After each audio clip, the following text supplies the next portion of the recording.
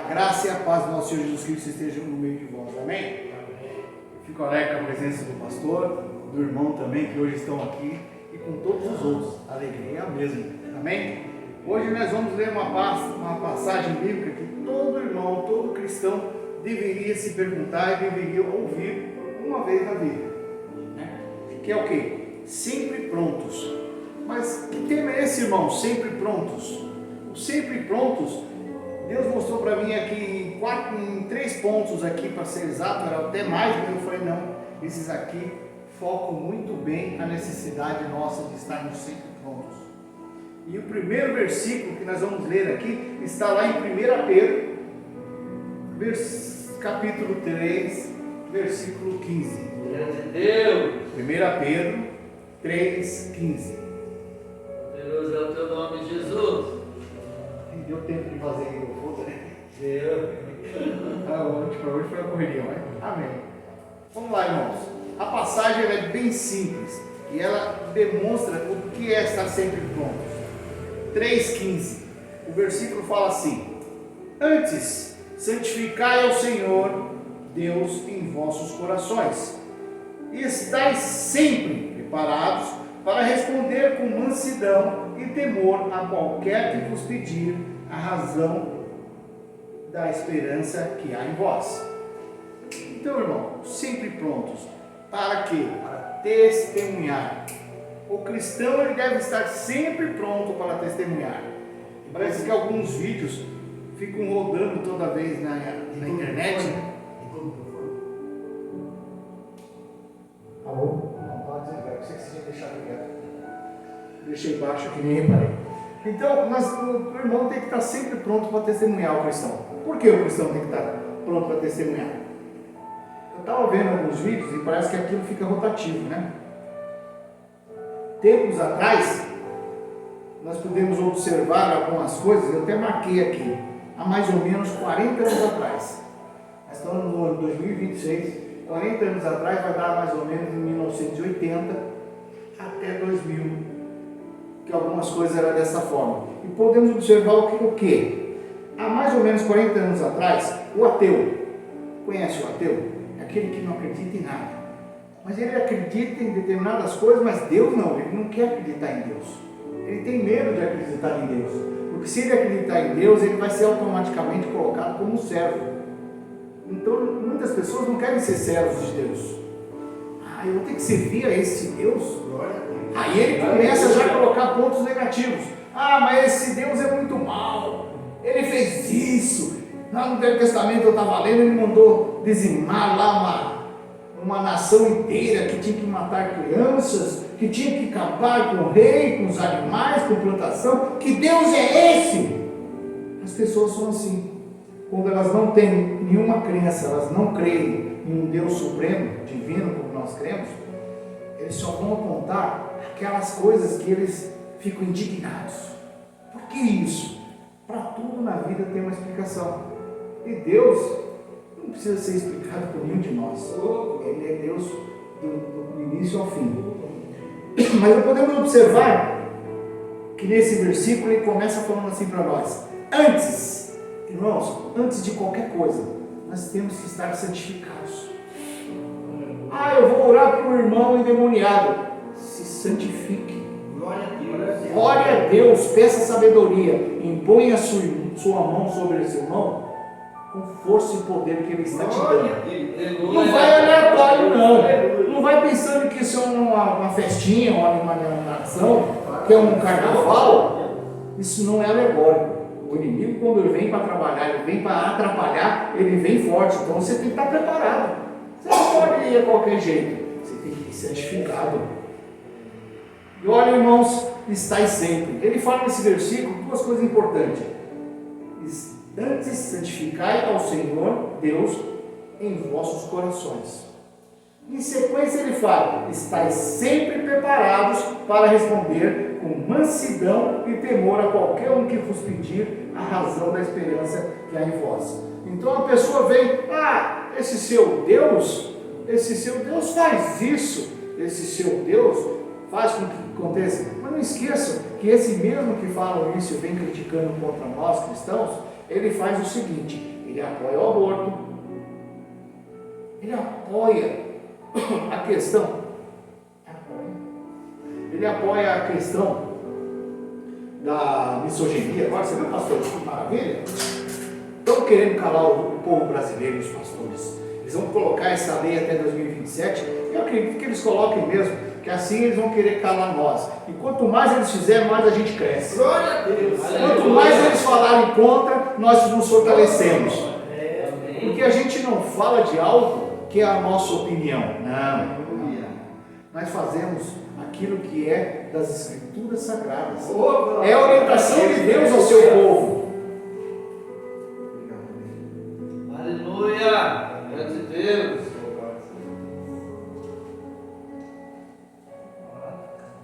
Aí não alcançou ali. Não tem mais as caixinhas.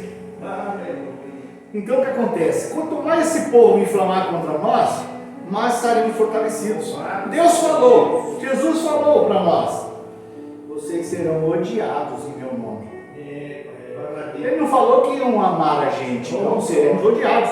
Então a gente não pode esperar outra coisa. Eu vejo esses podcasts que pastores são corajosos que vão ali, viu? Tem que estar bem preparado psicologicamente, né? O mental dele, ele tem que estar preparado na Bíblia, principalmente isso. Porque se ele falar o primeiro, eu acho, ele já caiu em terra. Pastor que é pastor, cristão que é cristão, fala: Deus falou, Deus determinou. Ele não vem no meio termo, não. Ele já vem com o seu escudo e sua espada determinando aquilo que Deus quer que ele fale. Então eu vejo muitos desses guerreiros firmes ali. E a pessoa fala, né, inflama, mas um pouquinho é que nem para, pega fogo. Não, mas aí o camarada, na sua paz, na sua divindade que Deus preparou ele naquele momento, responde ele com a palavra de sabedoria. Pronto, quebrou o cidadão. Ele pode não gostar, ele pode tripudiar, ele pode se bater. Satanás faz isso há mais de 2000 anos, há muito mais, e não adianta. O cristão que sabe falar da palavra vai ser que nem o Satanás que tentou Jesus Cristo no deserto. Pega essa pedra, transforma ela em pão. E Jesus olha para ele e responde com o quê? Com a palavra. Nem de pão viverá o homem, somente de pão. Ou seja, é palavra. Não tem coisa mais poderosa do que isso. Então, o homem que está preparado com a palavra, ele é firme. Então, meu amiguinho, olha, os ateus de 40 anos atrás, ele era mais incomodado, não, ele era mais quieto. Quando você falava assim de Jesus, não acredito nessa palavra, vamos deixar quieto. Hoje não. Hoje ele está inflamado, ele está não possuído, porque possuído já está há muito tempo. Ele acredita que ele está municiado, ele está com toda a arma. Ele acha que é um cristão, né? Que está com o escudo de Efésios, está com o capacete, está com a armadura, coitado. Ele pensa que aquilo ali perante o Senhor é papelzinho, né? Não serve para nada. Mas agora ele está municiado porque o governo apoia ele. Opa, ainda posso falar isso, glória. Porque quando for proibido, a gente vai fazer os nossos cultos em caverna? Não, aqui mesmo, no mesmo lugar, no endereço. E cada igreja no seu endereço estará proclamando a glória do nome do Senhor. Porque nós não vamos nos calar, nós vamos continuar falando. E não adianta virar carinha, esse povo cristão, isso aqui. O governo quer acabar com a gente. Por quê? É um governo comunista, é um governo que apoia e quer que cristãos, família, se acabem. Enquanto esses dois estiverem firmes juntos, não tem quem derrube. Por quê? Está um alicerce poderoso. É que nem aquela palavra que se fala do casal que casou com um cordão de 3 dobras, né? Um cordãozinho não faz nada, 2 ainda segura, mas quando está 3 entrelaçado, e esse terceiro, que é o centro daquela trança, é Deus, acabou. Então essa é a realidade de Deus nas nossas vidas, na nossa casa. E eles não entendem isso ainda. Hoje, como eu acabei de falar aqui, eles continuam sendo minoria. Esse povo que está falando aí, que a gente vê contra a palavra do Senhor, ele é minoria, irmãos. Ela não é a verdadeira palavra, ela não é a razão da vida. Eles são a minoria. E eu estava vendo um rapaz falando hoje com um pastor nesse tipo de podcast aí. E o senhor acha certo esse teu Deus aí Também que ele é bem claro, né? Já que ele não aceita, então não fica chorando me engano. Na última hora também não venha pedir, Deus meu. Que Jesus já falou, né? Afasta-te de mim, Satanás. Você não fez nada em vida, nada agora, e agora vem chamar meu Deus? Não, agora eu não te quero também não. E não é eu falando, Ronaldo, 2019. É Deus que está falando. Jesus deixa bem claro. Porque essa minoria, ela fica ali, com esse apoio todo que tem, estão inflamados. Ah, mas o teu Deus aí é o seguinte, que Deus é esse? Que já preparou um céu e um inferno. Como ele vai deixar os seus próprios filhos ir para o inferno? Presta atenção. Na nossa vida, como seres humanos, eu me converti, comecei para a igreja com 16 anos, 17 anos me converti, graças à minha esposa, que também voltou para a igreja. E nós ficamos assim desde agora, na igreja. O que podemos observar? Podemos observar que foi uma escolha. Da mesma forma que eu escolhi sair do mundo e ir para os braços do Pai, eu podia ter ficado no mundo. Podia olhar para ela, olha, com você eu não quero nada. Aliás, você sabe o que eu quero com você. Eu quero ser o maior cafajeste do mundo. Mas não, Deus falou não, eu estou te preparando a sua esposa. Cuide dela para mim, porque é ela que eu estou te dando. E assim é a nossa vida. É movida por escolhas. A minha escolha foi o quê? Eu quero ir para o inferno? Não, eu não quero ir para o inferno, eu quero o céu. Aí vão falar, mas como você tem certeza que você vai para o céu? Olha, se tudo que eu fiz, proclamei, e que eu há de fazer ainda, em nome do Senhor Jesus Cristo, não me direciona para o céu, eu não sei o que está errado. Então. Porque esses são os mandamentos do Senhor. Vamos fazer aquilo que é a vontade. A gente faz exatamente o que está aqui. Antes santificados, eu estou orando, estou pedindo, estou andando no caminho do Senhor. Isso me qualifica para o céu? Sim, porque é o caminho dele. Aceitei a Jesus Cristo, meu único Senhor e Salvador. Opa, amém. Certa vez as pessoas brigam comigo, né? Eu vou lá, pastor, na igreja do pastor tal. Eu falei, não, a igreja é do nosso Senhor Jesus Cristo. Agora, sobre ela, Deus colocou um grande ministro. E ele é o nosso responsável por nos caminhar. E é por ele que eu oro, por cada ministro de cada igreja. Em Apocalipse não fala do anjo de cada igreja? Se ele fala do anjo, ele está falando do pastor. A casa é do Senhor. E está lá aberta. Você pode ver, não é, pastores? Está aberta, mas quem quer entrar? Quem quer entrar? E essa ousadia de fazer as coisas, de andar, correr, não tem de entrar na igreja, porque estão fazendo as suas escolhas. Aí o dia que estiver trancada, fechada, e não poder mais entrar, eles estarão loucos para entrar, que nem lá na arca. Debocharam. Quando caiu a primeira gotinha, já estavam lá, pelo amor de Deus! Esse Deus maravilhoso, aí para proclamar as maravilhas de Deus, que nunca andou, nunca viu, nem falou dele, nem viveu um pouco menos na sua vida, uma maravilha que Deus tenha feito na vida deles, né? Então nós temos aí, irmão, sempre prontos para testemunhar. Tem um testemunho de bolsa, tenha lá. Quando a pessoa começar a falar na fila lá do INSS, na fila do exame médico, estiver lá no hospital, estiver lá no banco, começar a falar besteira, deixa eu pegar meu testemunho. Aqui, ó. É isso aqui que Deus quer para a nossa vida, não é isso que você está falando, não. Eita, glória. Olha, uma vez eu fiquei conversando com o irmão, ele é de outra denominação, mas se eu tivesse ali mais meia hora, 40 minutos para falar com ele, que eu tive que sair para fazer a visita no hospital, acho que ele mudava de igreja, porque ele falou, rapaz, estou conversando com você, eu sou da tal igreja. Eu falei, amém. Não estou preocupado com a tua igreja, estou preocupado com Deus que você está seguindo. Você está seguindo ele correto? Ele falou, nossa, na sua igreja é assim? Pô, na minha igreja nós pregamos a palavra do Senhor, para primeiro momento. E eu tenho igreja de pastores amigos que a palavra também está sendo pregada assim. Então o que acontece? A nossa igreja não é cheia por causa disso, tá? Eu falo isso para vocês. Porque se a gente falasse, vai ser só cura, vai ser só vitória, vai ser só bênção, e venham que você vai ter a sua porção de bênção nessa noite, a igreja era cheia. Porque tem pessoas que estão sedentas só pelo oba-oba. pela palavra, pelo amor e pela misericórdia, eles não querem ouvir. Porque o pastor, na hora que abrir a Bíblia e falar, hoje eu vou falar de pecado, o seu pecado, pronto, a igreja não volta mais. A igreja não volta mais. Por que ele pensa para falar do meu pecado? Meu pecado é de estimação, é só meu. Por que ele vai falar ali na frente? Porque ele vai revelar isso. E olha que o pastor nem sabe que ele estava pecando dessa forma.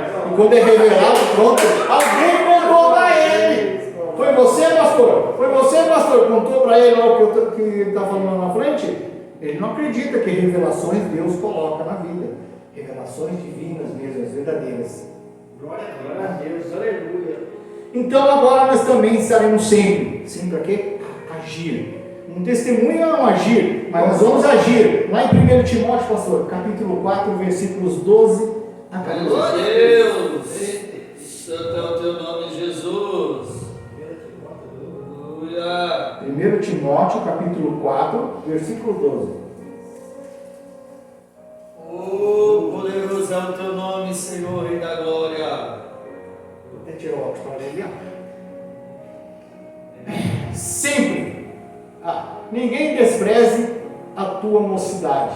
Mas, se o exemplo dos fiéis na palavra, no trato, no amor, no espírito, na fé e na pureza. Então, não desprezes. É isso mesmo. Persiste em ler, exortar e ensinar até que eu vá. 14. Não desprezes o dom que há em ti, o qual te foi dado por profecia, com a imposição das mãos do presbítero. Aí o que acontece? Vamos entender, irmãos, uma coisa bem simples. Ninguém despreze a sua mocidade. É interessante isso, né? Se nós pensarmos bem, a mocidade, de hoje uns 5 minutos a mais, tá? A mocidade é interessante porque a palavra fala, não despreze a sua mocidade.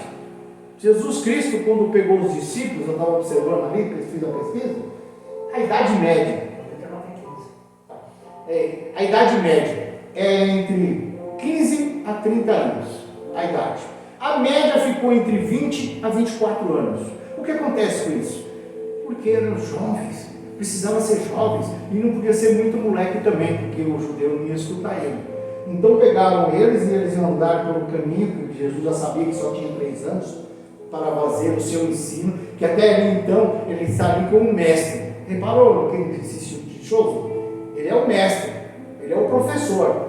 Todos que vêm para ele, você que é o professor, você que é o mestre, porque até então a palavra declarada ali está sendo manifestada como o mestre, ele está ali para ensinar. Agora, depois que ele é crucificado, ele se transforma o Salvador. Aí muda completamente. Mas ele veio como sendo o mestre. E esse mestre, ele tem um grupo de pessoas boas. Pega eu, por exemplo, eu estou hoje com 56 anos, não estou muito velho, nem muito novo, mas tenho algumas dificuldades. Quebrei o joelho, então não ando mais como antes. Vamos nós aqui fazer um grupo, vamos fazer um evangelismo no bairro. Olha, com certeza, quando você estiver 4 quarteirões à frente, eu estou lá atrás ainda. Mas isso vai atrapalhar? Não. Eu vou estar fazendo a minha obrigação de acordo à vontade do Senhor e vocês a de vocês, que o Senhor determinou na vida de cada um. Mas existirá uma lentidão. E quando eu era jovem? Quando eu tinha meus 20 anos, 20 e poucos anos, que eu morava em São Paulo com a minha esposa, eu gostava, ela ficava desesperada comigo. Eu descia lá na São Bento, ou na Luz, vamos andar um pouquinho. Quando ela via, nós já estamos na Paulista, que negócio é esse que você andou tanto assim? Que passeio é esse que você andou tanto assim? Ué, se você estivesse no shopping, você ia dar tanta volta ao redor dele, que você ia perceber, então vamos andar aqui. Ou seja, o jovem anda mais. Mas aí que está um detalhe. Se observarmos no dia de hoje, o jovem ele vai ter uma certa deficiência. Uma deficiência não é experiência. Ele não vai ter a experiência que temos. A sabedoria, o andar, o caminhar. Cabe a nós ensiná-los para que eles possam alcançar essa sabedoria. Então a mocidade é muito importante em nossas vidas. Às vezes possamos ser velhos fisicamente, mas no coração somos novinhos. Nós queremos proclamar a vitória do Senhor Jesus Cristo que ele teve naquela cruz. Que para muitos ele ficou crucificado ali, para nós ele está vivo eternamente. Então, o que nós temos aqui nesses versículos? Ninguém despreza a sua mocidade, irmãos. Mas, sem o exemplo. Aí quando ele fala o exemplo aqui, olha que maravilha. Fiéis na palavra. Irmão, se você é fiel na sua palavra, Deuteronômio já fala. Ande com esta palavra, atada nos punhos, atadas na testa, nos umbrais. Seja você a palavra profética do Senhor. Não seja você uma pessoa que nunca ouviu falar. Não, eu falo com o poder que o Senhor deu na minha vida. Né? E vamos andar com trato no amor, no espírito, na fé e na pureza. Essa pureza, sabe o que quer dizer? Vamos lá, eu vou cutucar uma ferida aí.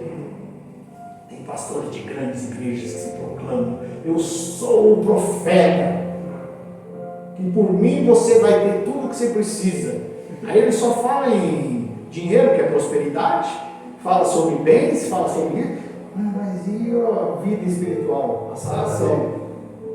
E aí o caminhar, e a vida eterna? Cadê isso? Eu não estou ouvindo ele falar isso para mim. Aí depois alguns caem na besteira de ter uma mulher a mais do que foi proclamado do Senhor. Mas ele continua profetizando, ele continua falando as coisas. A palavra dele perdeu peso, perdeu importância, mas aqueles que não sabem, aquela palavra é importante eles ouvir ainda. Mas o caminho dele já está declarado, e ele acha que não, porque ele é poderoso. Ele está numa igreja de 1.000, 2.000, 3.000 membros. Quem vai me julgar? Quem vai falar contra mim? Né? Eu imagino Jesus Cristo. Imagina se Jesus Cristo ficasse aparecendo de igreja em igreja ainda. Como seria?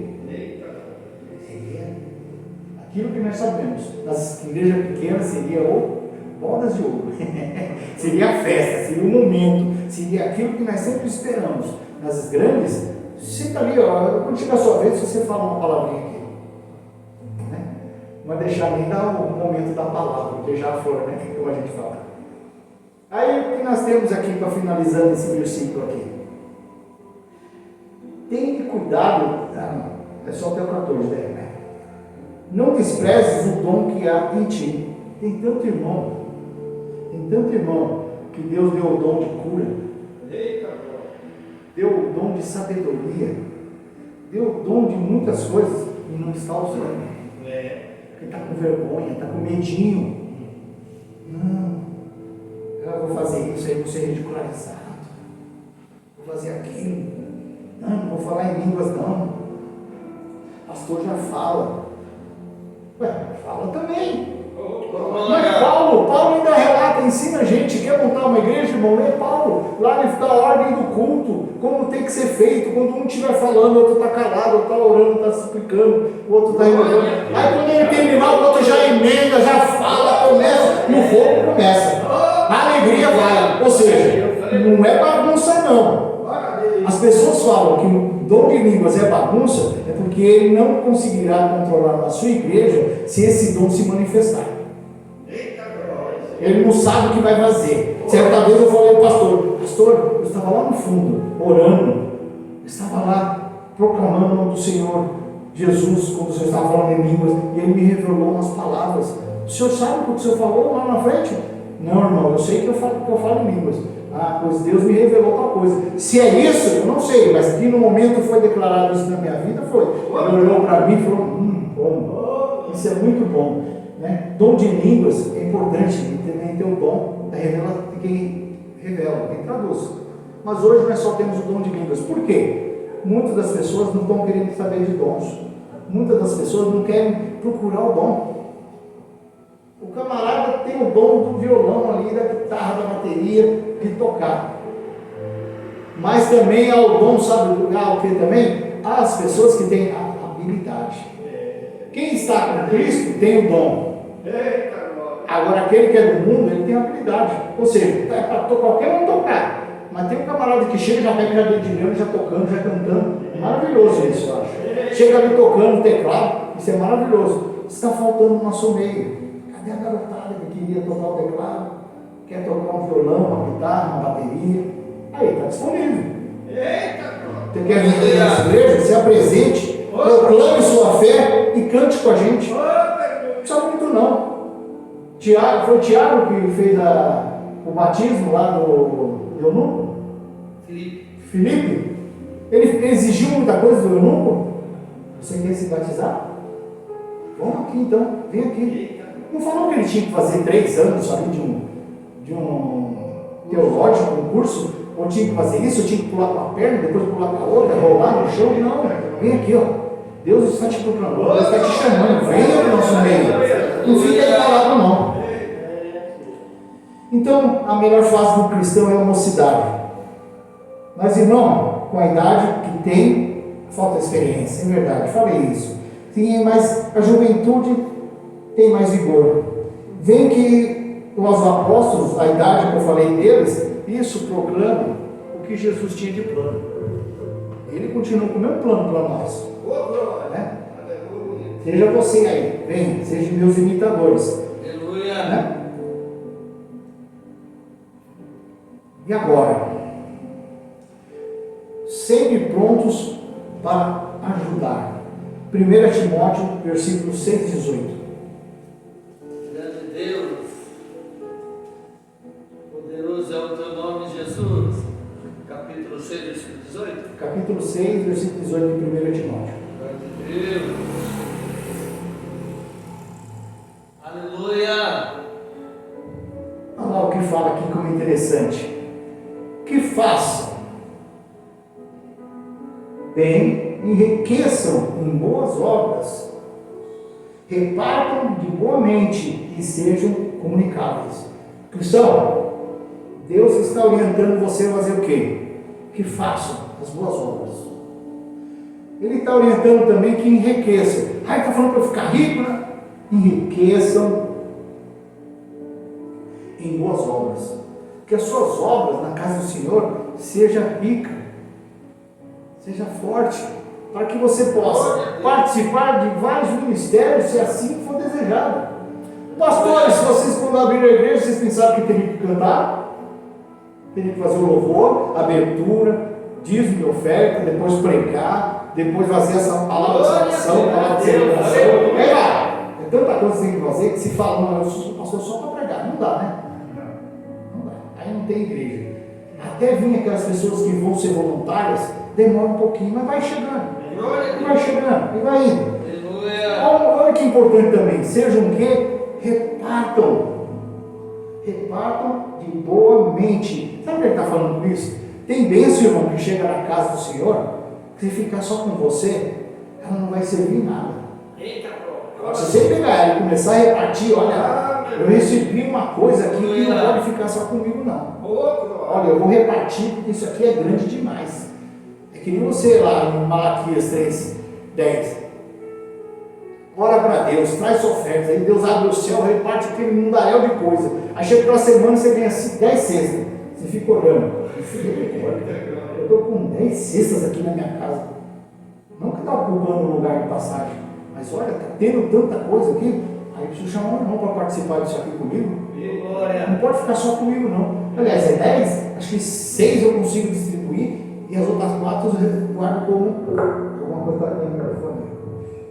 Eu guardo para uma necessidade ou para quem precisar. Mas 6 eu vou conseguir repartir. Reparte. E assim também, se você ganhar dinheiro, irmão, ganhar algo muito grande, que custa você dividir com o irmão também? Ganhei 1 milhão. Ganhei 1 milhão. Eu consigo dar para o meu irmão 100 mil, ele vai comprar a casinha dele. Aliás, eu não vou dar nem para ele, eu vou comprar lá na casinha, tira esse intermédio e já dá para ele. Teve um pastor de uma igreja, lá no Belém do Pará, que ele comprou um lote, construiu 10 casas, pegou os 10 irmãos que precisavam e colocou lá. Uma condição: vocês vão continuar na casa do Senhor, não pode sair da casa do Senhor, preciso que vocês sejam dizimistas fiéis naquilo que você proclamou no seu coração, não naquilo que eu vou pedir. Aí você consegue crescimento, né? Agora, para finalizar, irmãos, vamos finalizar aqui. Mateus 25:10.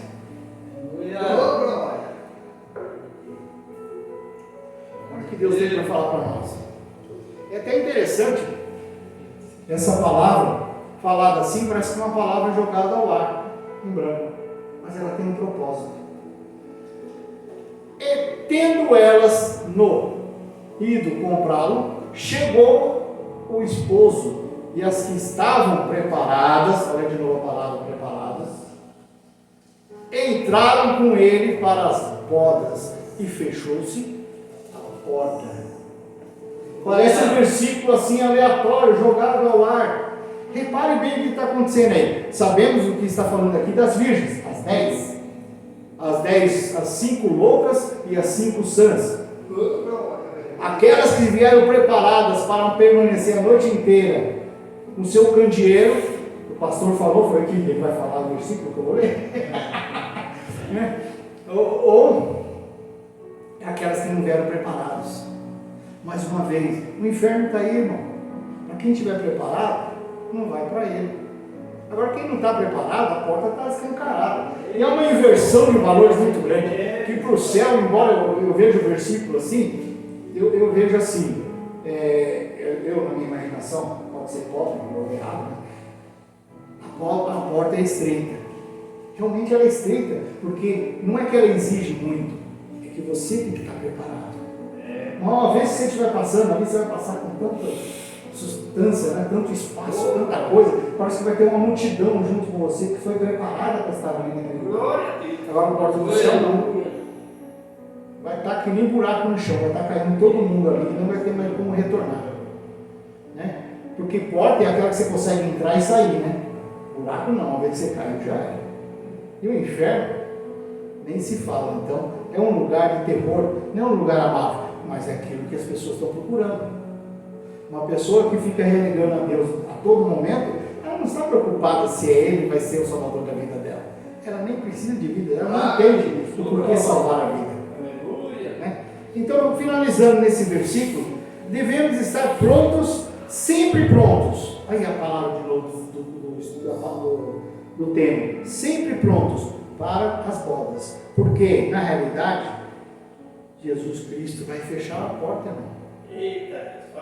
E se você não estiver preparado, se você não estiver ali quebrantado, se você não estiver andando no caminho dele, fazendo as vontades dele, e toda a proclamação que ele pôs na sua vida, se você pegar todas as listas que temos que fazer, não são muitas, é difícil.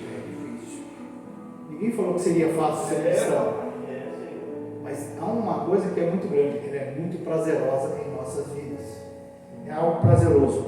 Esse versículo se refere também, e quando fala das virgens, ela é a igreja. A igreja que estiver preparada, estiver no caminho, nossa, essa parábola é poderosa para uma igreja. Todos serão arrebatados. Agora, aquela igreja que não está preparada para isso e nunca fala do caminho do Senhor, é muito difícil. Aponta para uma questão que estamos prontos. A porta vai se fechar. E aí? Você quer ficar do lado de fora? Não se prepare não. Não se preocupe com nada. Deixe a vida te levar. Falava uma certa vez. Deixa a vida me levar. Agora, se você está preocupado, o nosso Senhor Jesus Cristo está te esperando de braços abertos. Amém, irmãos? Pastor, eu agradeço a oportunidade. Peço um salve de paz para o nosso Senhor Jesus Cristo.